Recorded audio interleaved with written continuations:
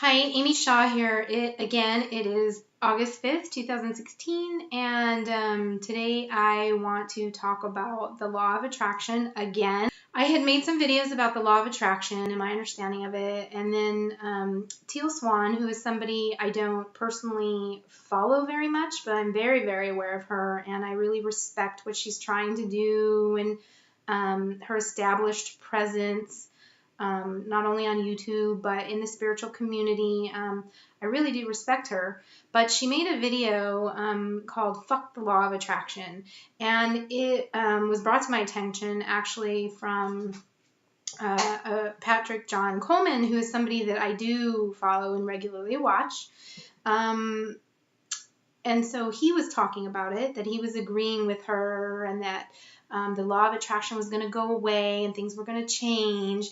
And it, caused me to sort of respond by making my own video. And it just seems like it keeps coming back up again, this whole idea of the law of attraction. And also Teal's video, which I've watched twice. It's long for her, one of her longer videos. And I've watched it twice. Now, forgive me, I don't have a perfect memory, so I'm not going to tell you like I've memorized every line she said, and I think I have a pretty good grasp on what she was trying to say and where she was coming from and her personal experience and working with it. And I just don't feel like this is an area where she's completely tied the loose threads within herself to weave something that it makes sense to her. So she's still trying to process and understand it and figure out what the law of attraction really is, or she just didn't know how to work with it in her own life. I don't really know, but I just don't think she fully understood it. And I think that The Secret, if any of you know what that is or have watched it, it did a huge disservice to all of us because it only represented half. It didn't go far enough in explaining the internal processes that have to occur in order for the law of attraction to become realized consciously. And I think, in all fairness, that the reason they didn't is because everybody's internal process is going to be a little bit different. But I think overall, because we're human beings and we tend to have very similar ways of processing, they could have done a little bit better job at opening that up for people. So in this video, I don't really want to talk about spiritual bypassing or shadow work. I don't want to talk about the higher self and all of that because I've already talked about that in other videos on some level. And I don't want to keep repeating myself, and I just want to keep this message simple and as clean as I can. I also want to say really quick that I watched another video that was in response to Teal's Fuck the Law of Attraction video, and I read some of the comments on it, and in all honesty, I don't personally believe in that whole magnetic theory, although physically we are magnetic beings. This is, a truth. The way it was presented in terms of magnetism is that we either attract or repel things into our field, and I don't think that that's a proper way to understand the law of attraction. And my understanding of the law of attraction is that as we exist and create reality, it's limitless possibility. We actually have a wide open field, and so it's not a matter of repelling anything. It's those potentials shift as we make decisions, but in actuality, the field is always way much larger than we even comprehend. So all those possibilities still remain out there. It's whether we're going to actually tune our channel to that, so to speak. So in other words, there's an infinite number of potentialities that are in our field, and that's how large our potential is as divine beings here to co-create. That's the fundamental aspect of the law of attraction and what it's built on. So I'm going to explain it in the simplest way, is that we are like radio antennas. Okay, we are not our thoughts. We experience our thoughts and we come to believe that that's who we are. It's not who we are. Who we are is a divine being here to have an experience in this reality that is actually just a big illusion. So in a sense, we are all on a stage going through a play. Now, I know it's harsh to say this, okay, and I would never approach a grieving mother who's just lost a child and tell her, oh, it's just a play, this isn't reality. No. I mean, at that moment when she's experiencing that grief and continued on experiencing that grief, that is a very normal human process, and it's part of the experience of why we're here, is to experience humanity, to experience what it's like to be human beings. But those experiences are not who we are. We are taking them with us where we're going. We're not taking our bodies. We're not taking our stuff. We're not taking our experience. We're not taking our English language or our Spanish language or, any language. We're not taking the colors of our skins, our sexual orientations, our marital status. We're not taking any of that with us. Okay, so our soul exists far beyond the experience. So as an experience, we're human beings who are like giant radio antennas, and we pick up thoughts that are floating out here in the collective, and they're just going everywhere, and they come from thousands and thousands of years of human beings and evolutions and thoughts, and just all put out there into the collective unconscious. And so we are picking those up. And so they're coming from outside of us. In essence, we're hearing them come through our head. And so because we're like giant radio antennas, we tune to a particular channel. Okay, this channel over time becomes imprinted, and it creates an actual constellation within us, which can become complex, or it's just a different way of using psychological terms. But basically, I think that makes sense, right? A constellation, you know what a constellation is? It's like a group of things that individually make up a whole. So over time of being tuned to a certain channel and consistently hearing the thoughts, we form around that. So really what the premise of the law of attraction is that whatever channel that you're tuned to is what you're going to continue to hear and attract to yourself. So in other words, if my whole reality is that I'm being victimized, I'm being oppressed, I'm stuck and I can't get out, I'm going to keep telling myself this, I'm tuned to this channel, these thoughts are continuing to come to me, and then every experience I'm going to have is going to be processed as that. So my initial childhood victimization gets imprinted, I tune to that channel, and I'm stuck there. And so for the whole rest of my life, this gets trickled down, trickled down, trickled down. That damn glass of milk that I spilled all over the floor, and now I have to clean it up and I'm running late to the appointment. Guess what? That's the universe hating me. That's the universe against me.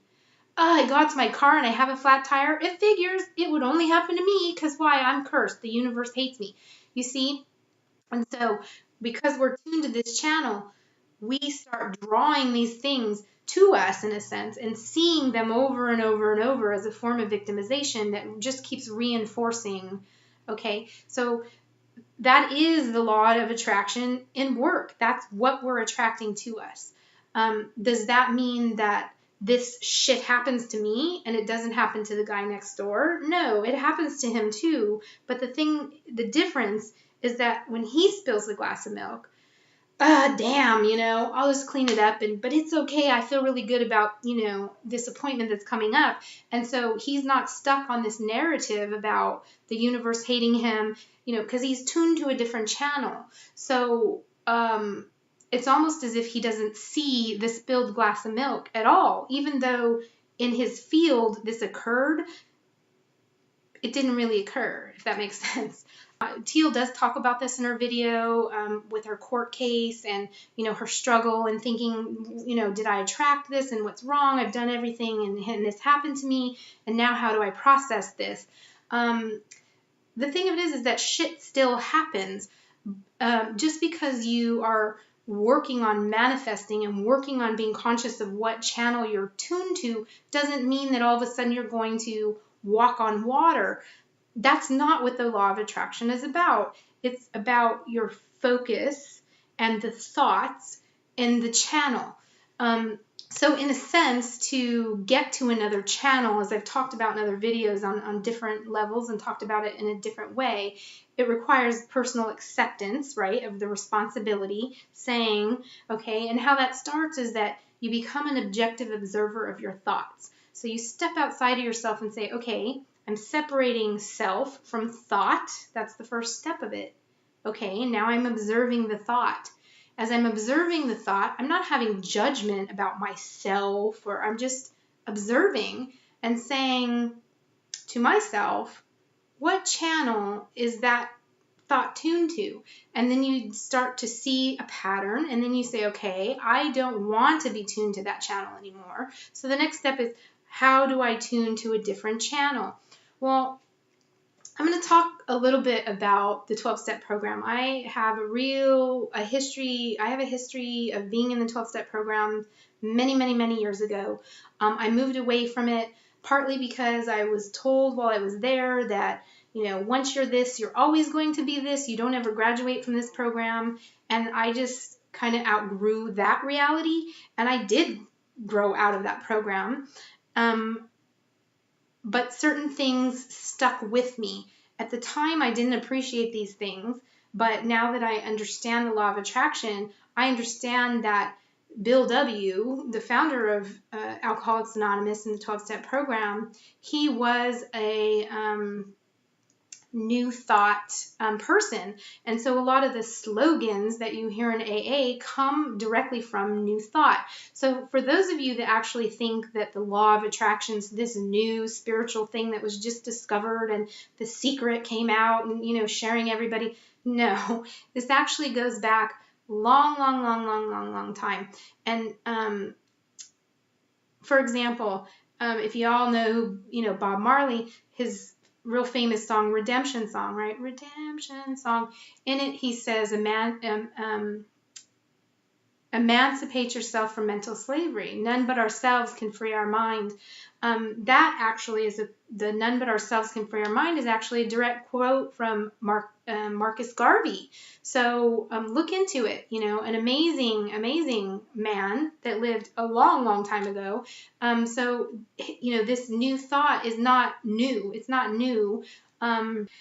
So Teal talked about her court case and what happened to her, and how initially she felt very victimized by that, and how ultimately she was able to sort of shift and turn it around.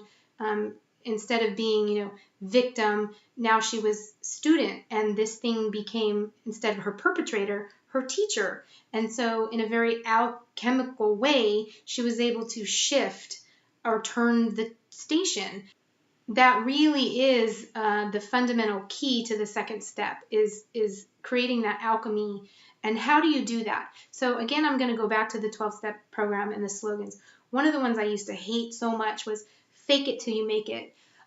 For authentic people, when you hear somebody say fake it till you make it, you just want to go, no, thank you. I don't fake shit. Okay, I'm as real as I'm going to be, and I'm not fake. So the idea of fake it till you make it doesn't feel good. It doesn't resonate. It feels offensive, right?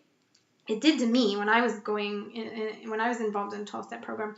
But understanding the process of commanding the law of attraction, I understand intimately now what that actually means. Fake it till you make it. It means as you're turning this channel, you're going to continue to have the static from this channel that you're trying to move away from, and you're going to want to continue to manifest it because you're in a pattern, a habit of doing that. So as you're going through this process, that's when the fake it till you make it comes in. It's not that you're being inauthentic or unreal. It's that you are wrestling with rejecting those thoughts, disowning them, and grasping on to the new channel that you want to tune to. And so that's part of how you do that. Another way of saying that, if you don't like the word fake it, is keep practicing it until you master it, right? And another slogan that I couldn't stand when I was going to the 12-step program was, it works if you work it. I find that to be totally true with the law of attraction. It works if you work it. And that's the thing that people don't understand. They just think if I have a thought and then I just tell myself a different thought that I'm supposed to somehow materialize this. Or if I keep dwelling on this thing, I'm going to print a picture of this beautiful house that I want. Every day I'm going to just meditate on it and imagine myself in it, that somehow I'm going to manifest that. There's a little more to it than that. You have to literally turn the station. As far as the law of attraction actually like going away or being irrelevant, or I think that comes from a place of not really understanding that although we live in this amazing multiverse that, has different laws that apply at each sort of dimension, and in this third dimension that we're in, the laws aren't going to change. We might become aware as we progress through dimension and evolve of something different, but fundamentally the law is still going to remain the same. So I think people might sort of evolve out of needing to work on commanding the law, work on understanding how to use it. We might evolve or grow out of that, but the actual law itself I don't think is going to go away, because it's just the way our 3D structure is built. I want to share with you something. I am hooked up with somebody on Facebook, Mitch Horowitz, amazing guy, has a great heart. I really enjoy what he shares and has to say. He's a pretty big figure in the New Thought movement, and he knows so much about the history and the different people and their contributions to it. So if you're interested in the law of attraction and want to know more about it from that aspect, he's definitely somebody I would be Googling and looking at. He talks, goes and gives lectures a lot, does a lot of podcasts, does a lot of articles, so you definitely can find a lot of information. But I just want to share something a couple weeks ago that he shared on his Facebook page. He said, "Friends, I got a letter today from someone who said, fairly, that New Thought, aka law of attraction is one aspect of, seemed like a philosophy for the privileged. You people are all the same and say such things, but you already have that wealth and usually got it by taking from us poor. No offense. I am living proof of it and of poverty, as many of us are. We poor suffer in silence and stay oppressed no matter what we do, and it's people like you that keep us that way. How do we rise from the ashes, blood, and dust?" So Mitch says, I replied, "Dear friend, I completely agree with what you are saying here. If this philosophy doesn't work for all people, then it is a sham. Please check out the more radical side of New Thought. This is a vital part of its history and practice. Power to the people. Your friend Mitch." I'm going to give you a link to the article that he also linked. Now, this really touches on sort of, what Teal was saying when she was saying, fuck the law of attraction, because she was saying that it like blames the victim. People that are feeling stuck and trapped and oppressed, it's blaming them for their circumstance by saying, if you just have positive thought, you could get out of your situation. So I can understand from some aspect of why she would say that and people would experience it that way. But now that I've explained to you how it really is a matter of turning the channel, changing the station, hopefully that makes a little bit more sense, because we're all capable of doing that no matter what circumstance we're in. We can all tune to a different station. Some people might think that, well, that's just mental gymnastics. I spilled the milk on the floor. That's really shitty. So for me to like convince myself that that's not shitty, that's just mental gymnastics. I'm just playing head games with myself, right? Well, my answer to that is, in essence, yes, it is mental gymnastics. Yes, it is. And so what? What's wrong with that? Why have we sort of made that to be a bad thing? I remember when I was a Christian, people who weren't Christians would criticize me a lot and tell me, oh, your faith, your religion, it's just a crutch. And I would say, well, how lucky for you that you don't need a crutch, because I need one. So, that's sort of my perspective on the law of attraction and the new thought movement paradigm, is that, it is a form of mental gymnastics in a sense, but in actuality, it's not just for the privileged. It's not just people who already start out ahead and now they can create more being ahead. It's actually for people who are at the very, very, very bottom. I mean, Marcus Garvey was, of the slaves. And so he was like Martin Luther King Jr. to our day, to the slaves of that day, in saying, none but ourselves can free our mind, in saying, emancipate yourself from mental slavery.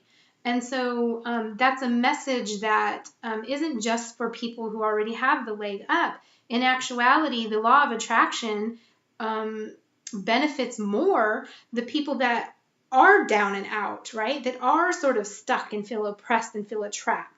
So I want you to understand, this isn't about like blaming. It's not about saying like, oh, let's feel ashamed of ourselves now because we're in this situation and you caused it, you created it, you attracted it. No, I mean, if people are experiencing the law of attraction to be like that, it's because they are putting that on themselves. In reality, it is not really like that. Let me just pause for a moment and leave us with a very happy, positive thought. I'm sure many of you are aware of Masaru Emoto, but if you're not, here I have one of his books, The Hidden Messages in Water. And what he did is he went and did experiments where he put water, frozen water into different containers. And he did all kinds of experiments on them to see if he could affect the water by thoughts, by different music and things. And so he has these amazing pictures of what these little water molecules or water crystals, ice crystals, I believe they are, look like under the microscope after they've been subjected to different things, environmentally and thoughts, different music that was played. Let's see, I'm trying to find one. Okay, water that was shown, a photograph of a dolphin. And basically saying, water has a consciousness and can take on our consciousness as well. Anyways, I think that going back to The Secret, I haven't watched that in quite a few years, so I don't even really recall it enough to say in detail about it. I don't remember it talking at all about Ernest Holmes, and I mean, he's just such a major staple in the New Thought community, the science of mind. The church, I believe, used to be called the Church of Religious Science, not to be confused with Scientology or with Christian Science, but the Church of Religious Science. And I believe they changed the name now, right? And I believe those churches are now called the Centers for Spiritual Living. So if you're interested more in the law of attraction and that way of experience and knowing, I would suggest checking out Ernest Holmes. He also has another book. Well, he's got several books. He's got many, many books. I have two of them. I have that one I just showed you, and then I have The Hidden Power of the Bible, which also is a really amazing book. So if you're interested more, then I would say, start there and kind of go down that road. Look up Mitch and what he's saying. And like I said, I'm going to put a link to that particular article that he shared with his writer about Marcus Garvey and the New Thought movement. Oh yeah, one more thing that I wanted to say about it too is that if you keep focusing on what you don't want, and that becomes your reality every day, what I don't want, what I don't want, what I don't want, you're putting all your energies in, but you're not really actually saying what you want. So like the same friend that I was saying I talked to earlier today about the Mandela effect, I also was talking with him about the law of attraction, because he was doing really well in his life. And then like Teal, he had one instance that came up, and then it caused him to tune to a different channel. And then as he was focusing more and more on what was happening to him, he rapidly started experiencing losing his house, and I mean just one thing after another, to where he just literally hit rock bottom. And so he was asking me, what am I doing wrong? What's happening?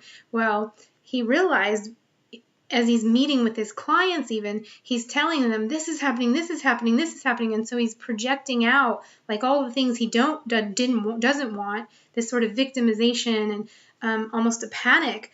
And then it was negatively affecting them.